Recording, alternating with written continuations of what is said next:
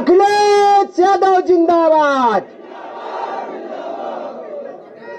Doctor Sonelal Patel अमर रहे। Doctor Sonelal Patel अमर रहे।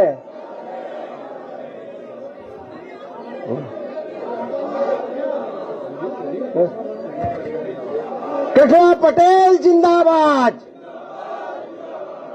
Doctor Sonelal Patel अमर रहे। कृष्णा पटेल जिंदाबाद। माननीय अखिलेश यादव जिंदाबाद।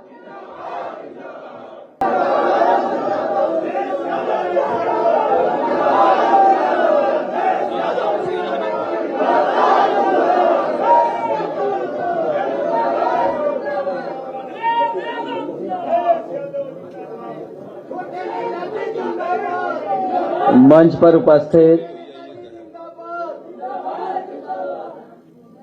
अपना दल कमेरा की राष्ट्रीय अध्यक्ष, मंच पर उपस्थित समाजवादी पार्टी के बहुत ही वरिष्ठ राष्ट्रीय कवि, पूर्व में रहे सांसद आदरणीय उदय प्रताप सिंह जी, समाजवादी पार्टी के प्रदेश के अध्यक्ष नरेश उत्तम जी, प्रवक्ता राजेंद्र चौधरी जी, समाजवादी पार्टी के बड़ी संख्या में उपस्थित सभी हमारे विधायक, अपना दल कमेरा के उपस्थित सभी हमारे पदाधिकारी, इस लोहिया हॉल में उपस्थित सभी हमारे साथी पत्रकार साथियों, आज हम सब मिलकर के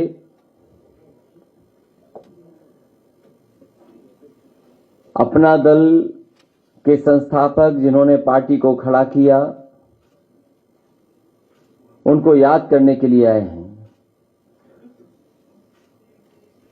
इसमें बहुत सारे लोग जो उन्हें जानते होंगे वो ये बात जानते होंगे कि उनकी जन्म स्थान वो कन्नौज था और हमारे काम करने का क्षेत्र भी कन्नौज है। ये रिश्ता आज का नहीं, न जाने कितना पुराना है समाजवादियों का। मैं पंकज निरंजन जी को धन्यवाद देता हूं। हालांकि इनका कार्यक्रम इंदिरा गांधी प्रतिष्ठान में होना था, इन्होंने पैसे से लेकर के सब इंतजाम कर दिया था जो जमा होता है सरकारी पैसा, लेकिन भारतीय जनता पार्टी की साजिश की वजह से जो कार्यक्रम इंदिरा गांधी प्रतिष्ठान में होना था वो इनका कैंसिल कर, हम लोगों को आज समाजवादी पार्टी के कार्य में हुआ है। मैं उनका धन्यवाद देता हूं कि समाजवादी पार्टी के कार्यालय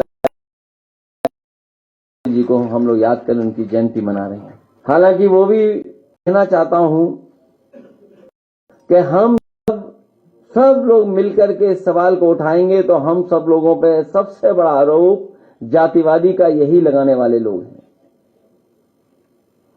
अगर हम लोग जनगणना की मांग करें, जाति के आधार पर जनगणना हो,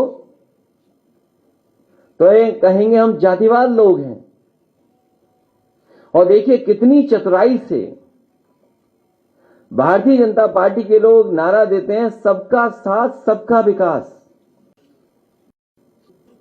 क्या केवल सबका साथ कहने,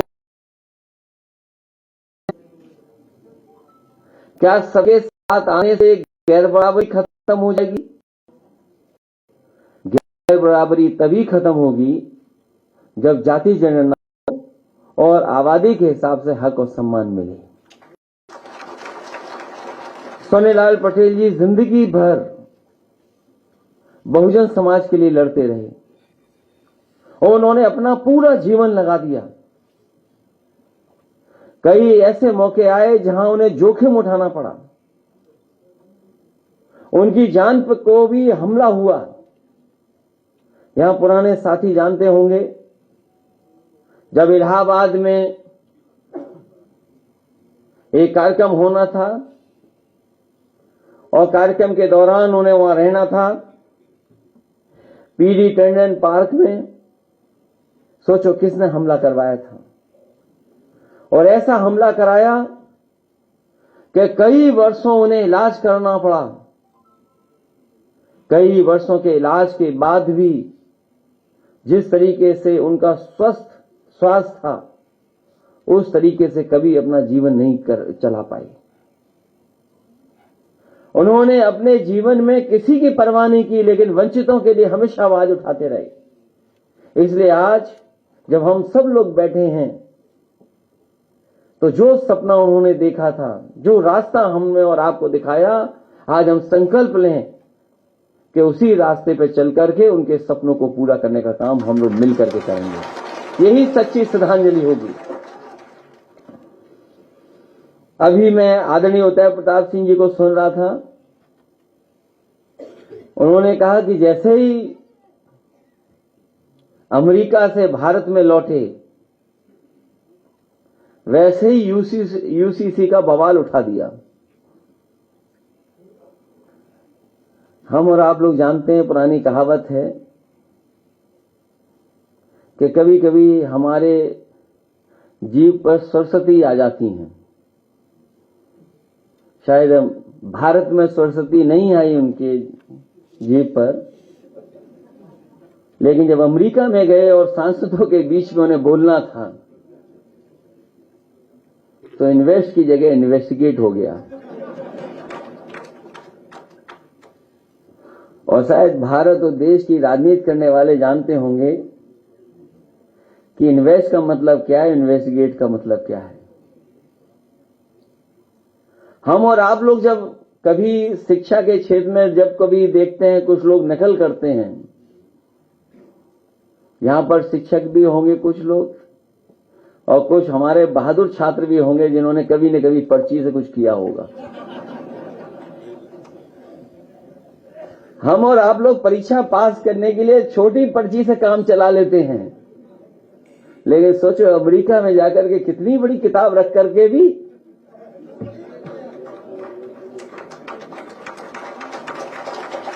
अब हमें तो ये लगता है कि भारत में भी जिस तरीके से दूसरे देशों में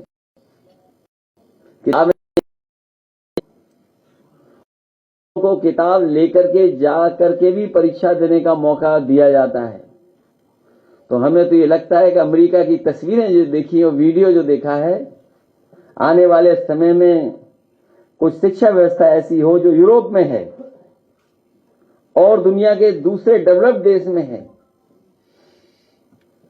किताब लेकर के ही परीक्षा लिखी जाएगी तो हम सब पास हो जाएंगे अच्छे नंबरों से।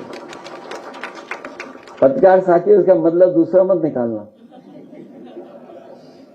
और मैं तो आपसे कहूंगा कि अगर इस पे खबर आप लिखें और चलाएं, तो ये रिसर्च कर करके बताना कि दुनिया में कितने देश हैं ऐसे जो ओपन बुक एग्जामिनेशन कराते हैं। जब देश ने देखा डायरी से नकल हो रही थी, तो ओपन एग्जामिनेशन क्यों ना हो। इसलिए बहुत सारी बातें हैं। जाति जनगणना का सवाल सबसे बड़ा है, और कोई दुनिया में ऐसे तमाम देश हैं जहां पर ऐसी व्यवस्था है लोगों के लिए, जहां जो पीछे छूट जाते हैं किसी कारण, उनको कैसे बराबरी पे खड़ा किया जाए। उनके पास नियम भी हैं, कानून भी हैं और उसको लागू भी करते हैं। लेकिन वहीं हमारे देश में समय समय पे झूठे नारे देकर के हमें और आपको गुमराह करने का काम करते हैं। जैसा मैंने कहा कि सबका साथ होने से सबके बीच में बराबरी नहीं आ जाएगी। अगर बराबरी आएगी तो उसके लिए हमें जाति जनगणना करनी पड़ेगी, और जाति के हिसाब से, जो आबादी के हिसाब से हमें और आपको स्थान देना पड़ेगा, जगह देनी पड़ेगी, तभी जाकर के हम लोग बराबर खड़े होंगे।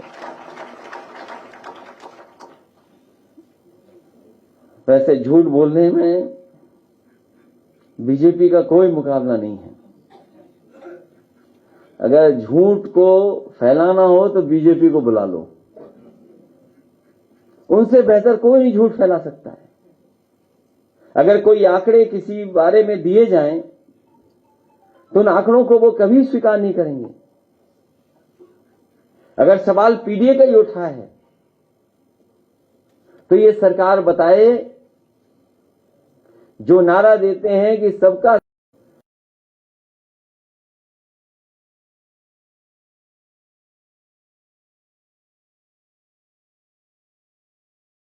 और समाजवादी लोग सरकार में होते थे तो समय समय पर छापा जाता था कि ये लोग इस स्थान पे इतने इस स्थान पर हैं। अब बीजेपी के लोग बताएं, सरकार उनकी है कि पूरे उत्तर प्रदेश में या देश में बड़ी बड़ी संस्थाओं में पीडीए की आबादी के हिसाब से क्या उनको सम्मान मिल रहा है कि नहीं मिल रहा है। इसलिए बड़ी लड़ाई है और हमें भरोसा इस बात का कि पीडीए की लड़ाई को कोई मुकाबला नहीं कर पाएगा। समाजवादियों को पीडीए को हम लोग आगे बढ़ेंगे तो हम लोग कामयाब भी होंगे। जहां तक सवाल उत्तर प्रदेश सरकार का है, आंकड़े बता रहे हैं कि आंकड़ों में भारतीय जनता पार्टी की सरकार कहीं समाजवादियों के सामने टिकती नहीं है और तब नहीं टिक रही है जब दिल्ली की सरकार की पूरी मदद हो रही है उत्तर प्रदेश की सरकार की। जो इन्वेस्टमेंट मीट हुई बड़ी बड़ी, उसमें एमओयू तो कर लिए बड़े बड़े, लेकिन एमओयू जमीन पर नहीं उतरा कोई भी। और अगर एमओयू जमीन पर उतरे होते तो शायद औद्योगिक विकास ग्रोथ रेट जो आज दिखाई दे रही है बीजेपी की सरकार में, इससे कई ज्यादा होती। अगर औद्योगिक विकास ग्रोथ रेट कम है और समाजवादी सरकार से कई गुना कम है तो इसका मतलब है उत्तर प्रदेश के कारखाने चल नहीं रहे हैं, उद्योग लग नहीं रहे हैं, बंद पड़े हैं।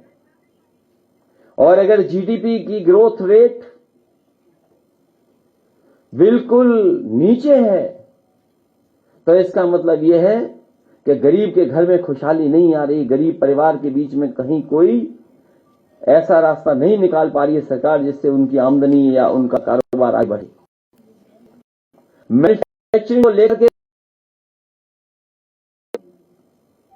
आपने देखा होगा जब एमओयू खाने का सिलसिला शुरू हुआ, जो मिल गया उन्हें उससे एमओयू करा लिया। जिलाधिकारियों को जिम्मेदारी दी कि एमओयू करना है और इतने उन्होंने भी आगे बढ़कर के जो उन्हें मिल गया उससे एमओयू कर लिया। जो पहले से कारोबार कर रहे थे, रोजगार चल रहे थे, उनसे भी एमओयू करा। हो हद तो तब हो गई, बीजेपी ने जिसको भी देखा टाई सूट पहन करके जा रहा उससे एमओयू करा लिया। और अब स्थिति ऐसी है कि जो एमओयू कर गए अब उन्हें ढूंढने के लिए अधिकारी निकले हैं। पहले अधिकारी गए थे विदेश, मंत्री गए थे विदेश, इसलिए गए थे कि एमओयू करा लें। आपको याद होगा मंत्रियों की, अधिकारियों की टीम बनी थी। कोई अमेरिका गया, कोई यूरोप गया, कोई इंग्लैंड गया, कोई ऑस्ट्रेलिया गया, कोई न्यूजीलैंड गया, पहले ये एमओयू कराने गए। और अब वही टीम बन रही है कि जिन्होंने एमओयू कर लिया उनसे कहां ढूंढे जा करके। और ये एमओयू करने वालों को मैंने सदन में पूछा था कि अमेरिका गए होगे तो बताओ कहीं ट्रैफिक का इंतजाम कोई जानवर देखता है? आप लखनऊ से जहां कहीं से भी आए होंगे, आप कोई चौराहा शायद ही मिला हो जहां पर ट्रैफिक के नए अधिकारी न खड़े हों।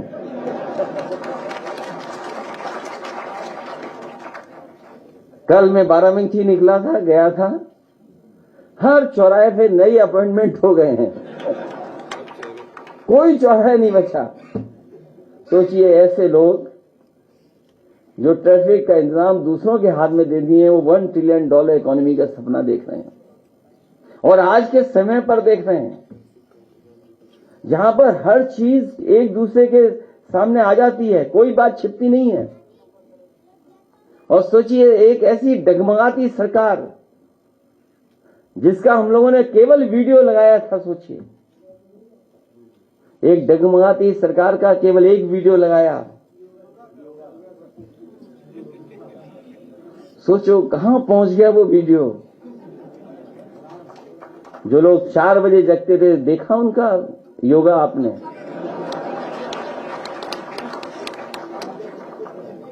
हम तो ये कहते कि जो काम नहीं कर सकते क्यों करना है। अगर योगा ही करना था तो लोम विलोम करके ही काम चला लेते। इसलिए लड़ाई लंबी है और हमें उम्मीद है कि पत्रकार साथी भी हम लोगों का साथ देंगे।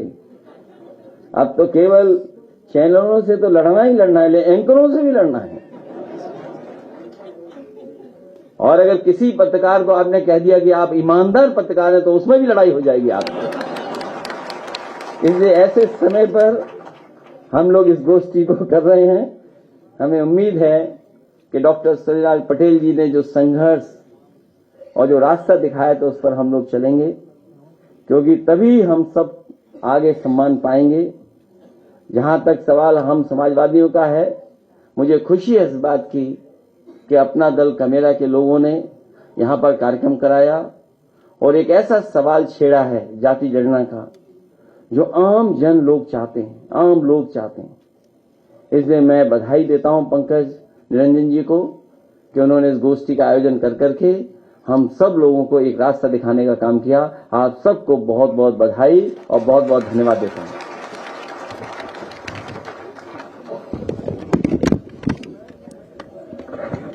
मैं कमेरा चेतना फाउंडेशन की तरफ से सम्माननीय अखिलेश यादव जी को बहुत बहुत बहुत धन्यवाद ज्ञापित करता हूं और माननीय नरेश उत्तम पटेल जी समाजवादी पार्टी के प्रदेश अध्यक्ष, उनको इस कार्यक्रम के समापन घोषणा के लिए आमंत्रित करता हूं। समापन के बाद में गाना करते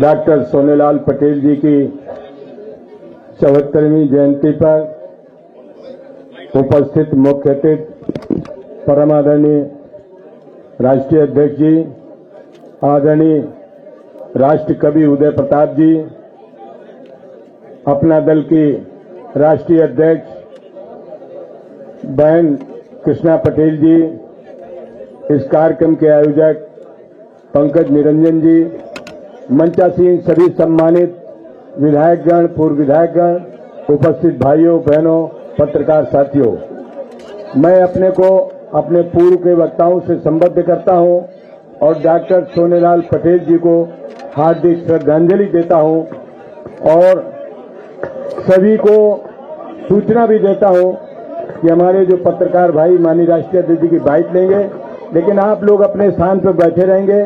सभी को लंच की व्यवस्था है, 10 मिनट के अंदर आपके हाथ में आ जाएगा। ये पत्रकार भाई हमारे जैसे ही जाएंगे, सभी लोग अपने अपने स्थान